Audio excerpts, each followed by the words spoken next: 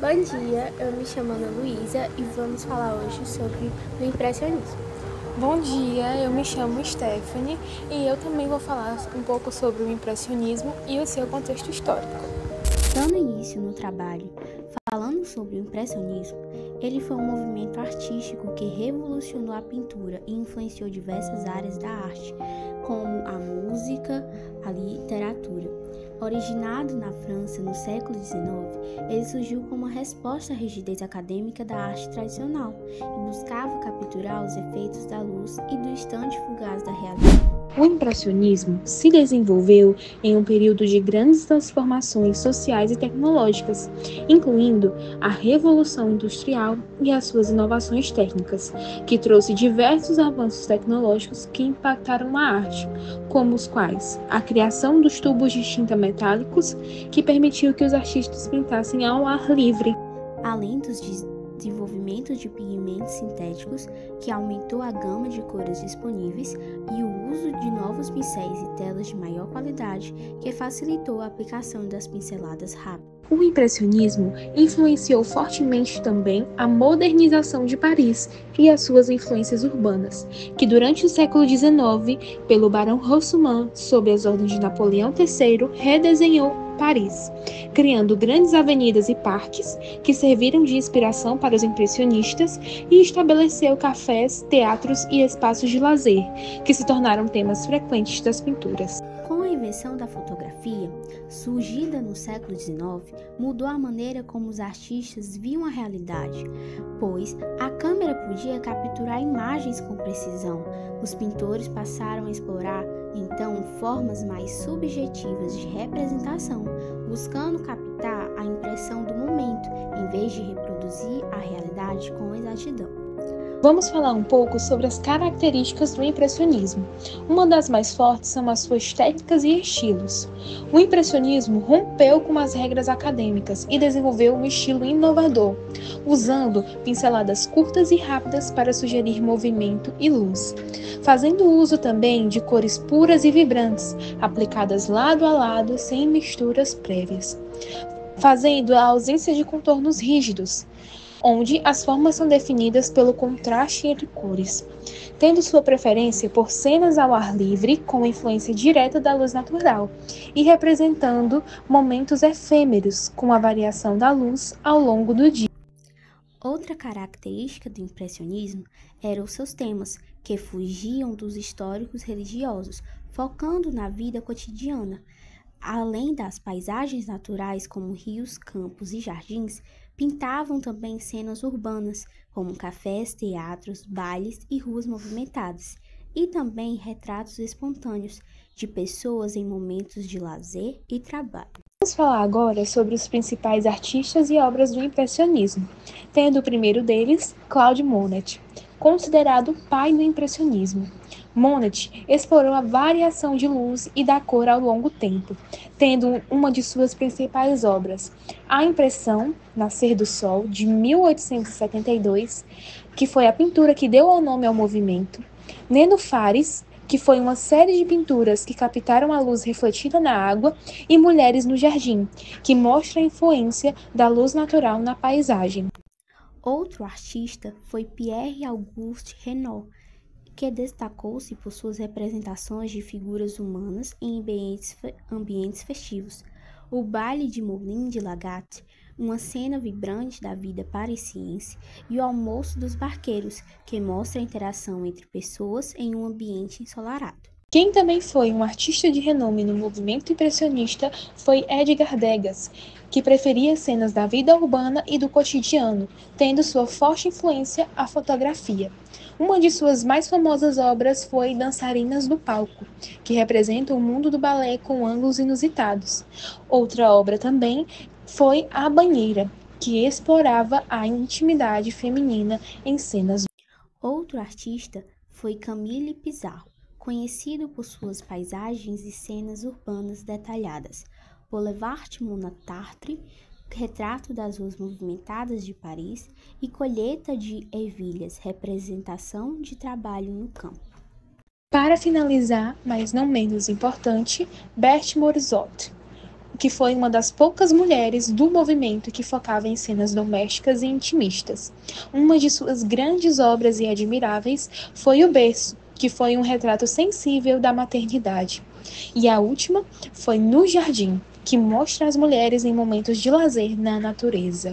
Além disso, o impressionismo impactou outras áreas da arte, como a música impressionista.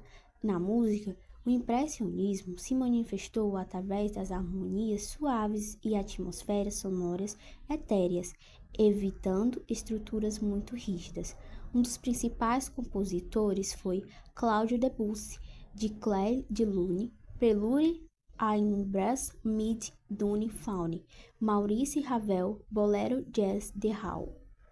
E vamos falar um pouco sobre a literatura impressionista, que tinha o seu foco na subjetividade e na fluidez das sensações, tendo seus principais autores Marcel Proust, em sua obra Em Busca do Tempo Perdido, o uso da memória voluntária, Virginia Woolf, em sua obra Senhora Dalloway, ao Farol, o fluxo de consciência, e por último, James Joyce, em sua obra Ulisses, experimentação narrativa. Além disso, os movimentos pós-impressionismos, derivados do impressionismo, captavam a luz e o instante. Os pós-impressionistas buscavam estrutura e expressão subjetiva.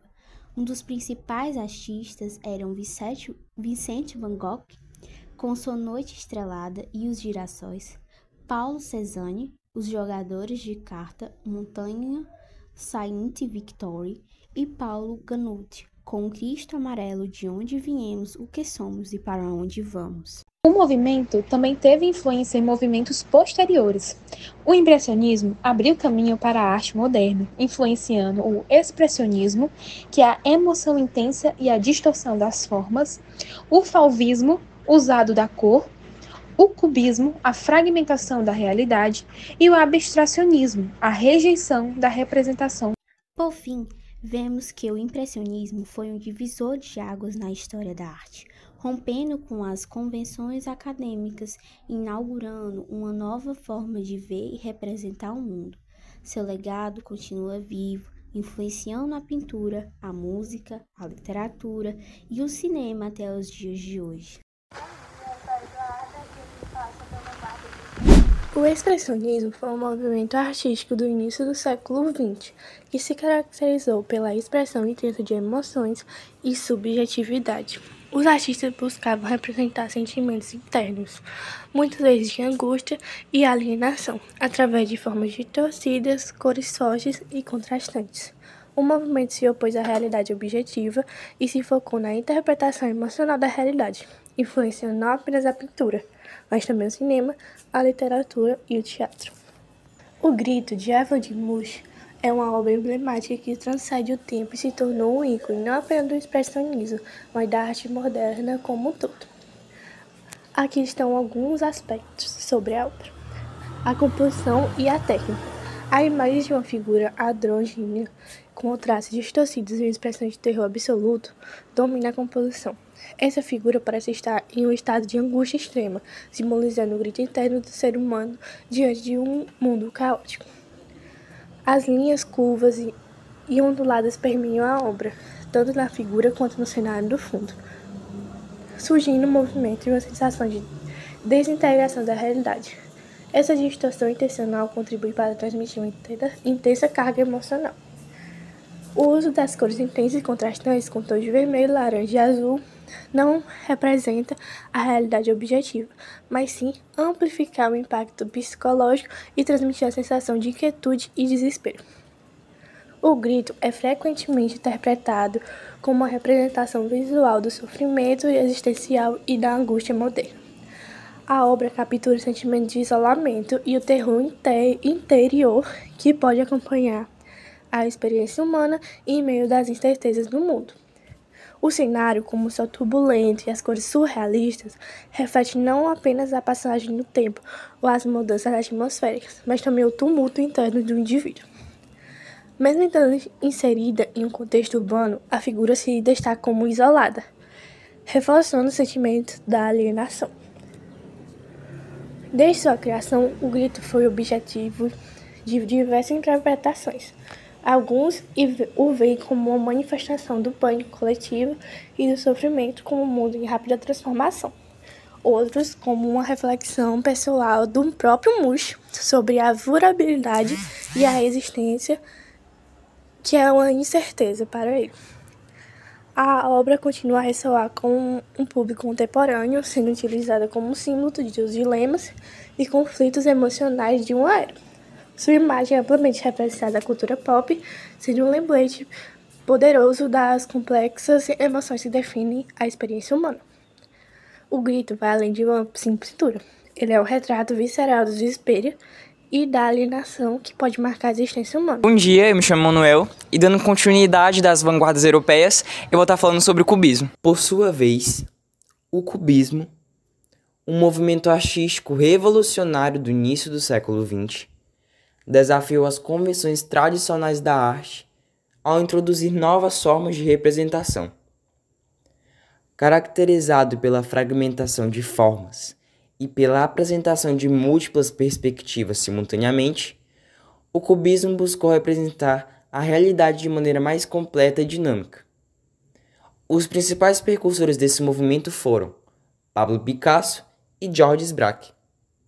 Uma obra seminal que marcou o início do cubismo é Les Damoiselles d'Avignon, pintada por Picasso em 1907.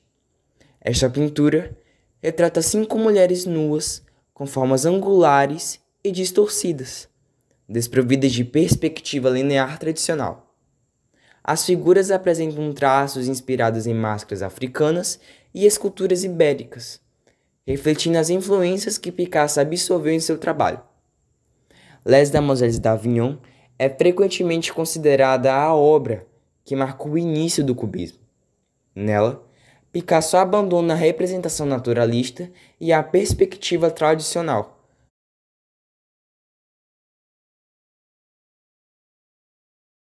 Fragmentando as formas e apresentando múltiplos pontos de vista simultaneamente.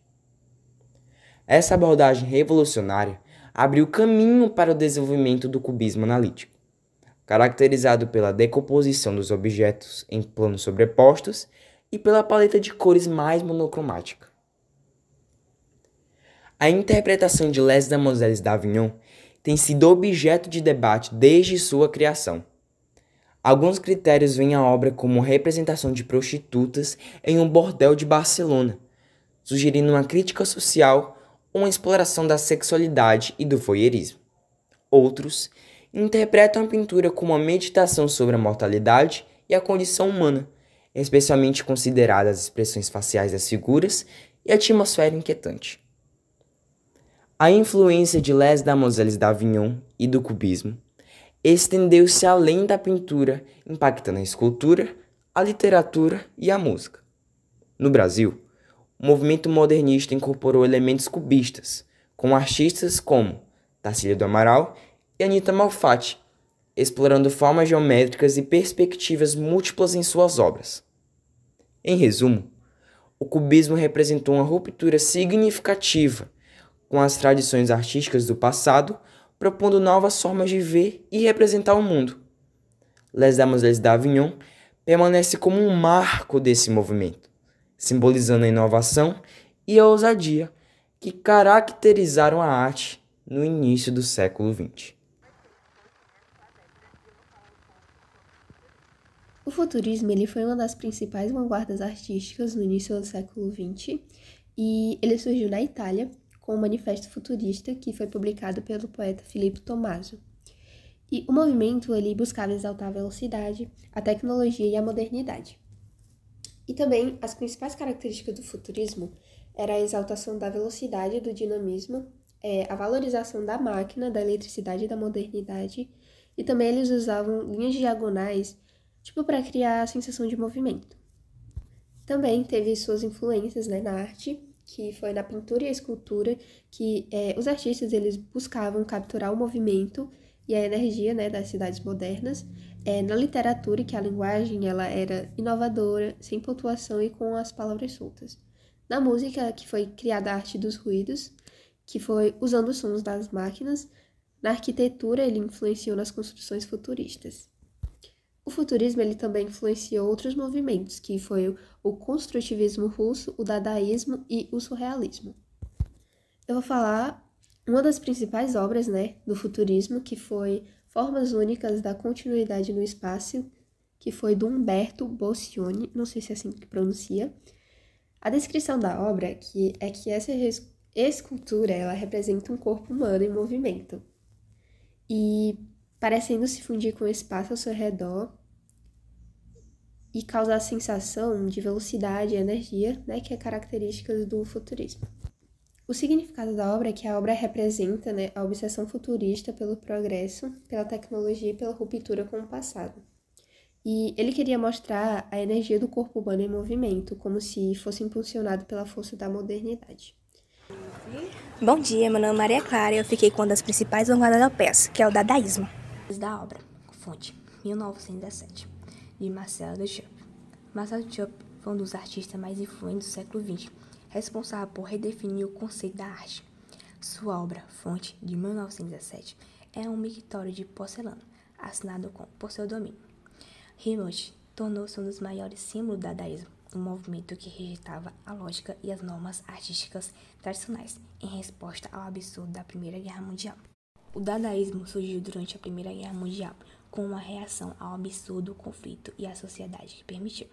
Enquanto milhares de pessoas morriam nas trincheiras, os dadaístas rejeitavam a lógica, a razão e a estética tradicional da arte, pois viam que essas estruturas com parte do problema que havia levado à guerra. Esse movimento era baseado na provocação, no caos e na superversão das normas artísticas. Esse espírito de contestação de Duchamp pegou um objeto industrializado, um mictório de porcelana, e assinou com o pseudônimo Rembrandt, e apresentou como arte. A intenção era chocar, provocar reflexão e desafiar a percepção estabelecida sobre o que poderia ser considerado como arte. E isso foi muito impactante. Primeiro porque fonte pertencia à categoria dos ready-mades, termo criado pelo próprio Duchamp. Os ready-mades eram objetos comuns retirados do seu contexto e transformados em arte, apenas pela escolha do próprio artista.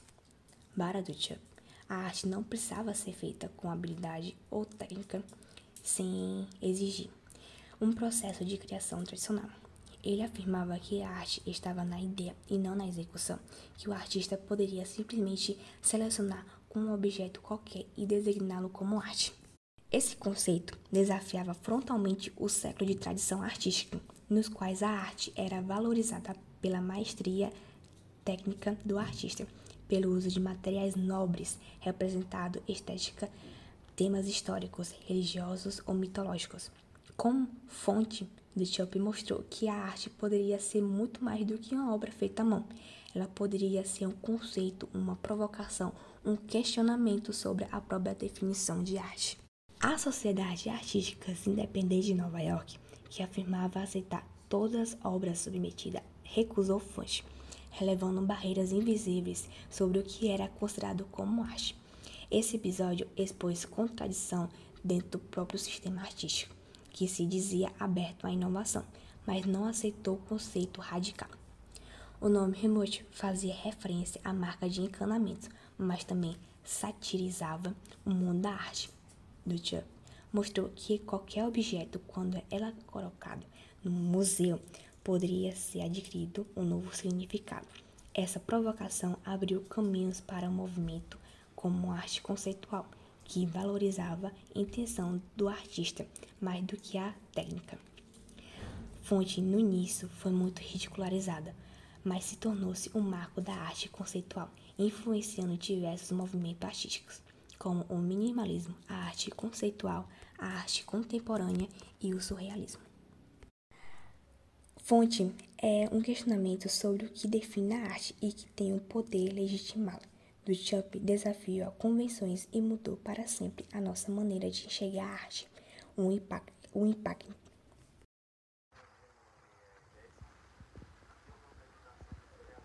A análise detalhada entre as obras mais icônicas do surrealismo, a persistência da memória de Salvador Dalí destaca-se por uma representação única da passagem do tempo e da natureza subjetiva da realidade.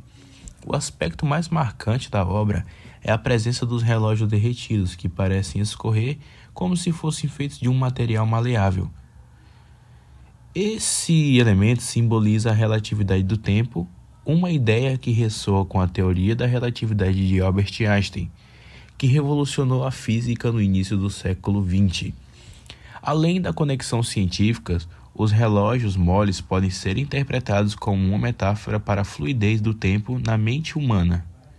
O tempo psicológico não segue regras fixas. Momentos de alegria podem passar rapidamente, enquanto situações angustiantes parecem se arrastar. Outro ponto relevante é a ligação dos relógios derretidos com o mundo dos sonhos. No estado onírico, o tempo não segue as regras da realidade. Ele se distorce ou acelera ou desacelera conforme as emoções e os desejos inconscientes do sonhador. O cenário em que o relógio se encontra é um espaço árido e desolado, com montanhas ao fundo e uma vasta extensão vazia em primeiro plano. O céu, com suas cores suaves e um brilho enigmático, reforma a sensação de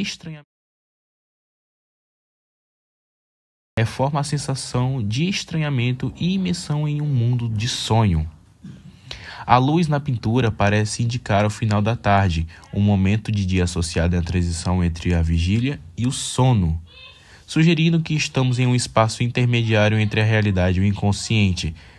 A ausência da vida na paisagem também pode indicar a eternidade e o isolamento.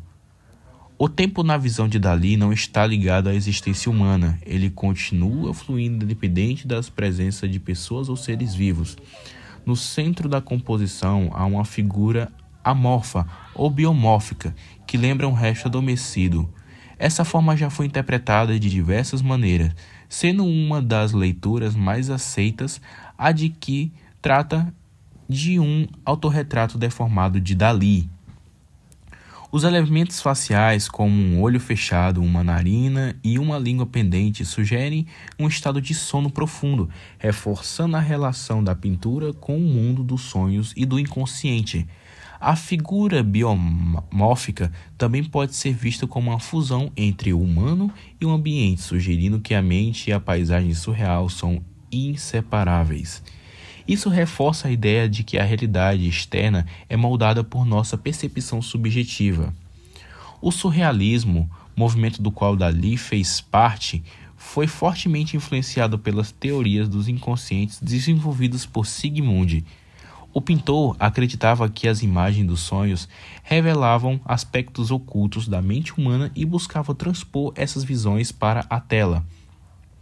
A obra A Persistência da Memória reflete esse interesse ao apresentar elementos que parecem emergir diretamente do subconsciente sem seguir uma lógica racional.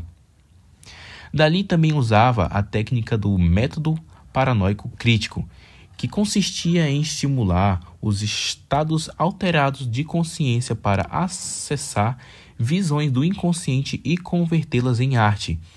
A obra é um excelente exemplo desse método, pois apresenta as imagens que evocam a sensação de familiaridade e ao mesmo tempo um profundo estranhamento. No canto inferior esquerdo da tela, Dalí inclui um relógio coberto com formigas, um detalhe aparentemente pequeno, mas de grande significado simbólico. As formigas aparecem frequentemente na obra de Dalí como um símbolo de decomposição e da mortalidade. O relógio infestado de formigas sugere que até mesmo o conceito de tempo é efêmero e pode se desintegrar. Essa ideia pode ser vista como uma reflexão existencialista sobre a natureza transitória da vida e da inevitabilidade da morte. A capacidade da obra de provocar questionamentos filosóficos e psicológicos é um dos motivos pelo quais ele continua sendo estudada e admirada até hoje. A persistência da memória é mais do que um simples pintura surrealista. É um ensaio visual sobre o tempo e o inconsciente e a percepção da realidade. Salvador Dalí conseguiu criar uma imagem que transcende sua época, tornando-se uma das representações mais icônicas do século XX, como sua técnica detalhista, seus símbolos enigmáticos e a sua atmosfera onírica. A obra continua a desafiar e fascinar espectadores, provando que, assim como na pintura, o tempo e a memória permanecem maleáveis e eternos na mente humana.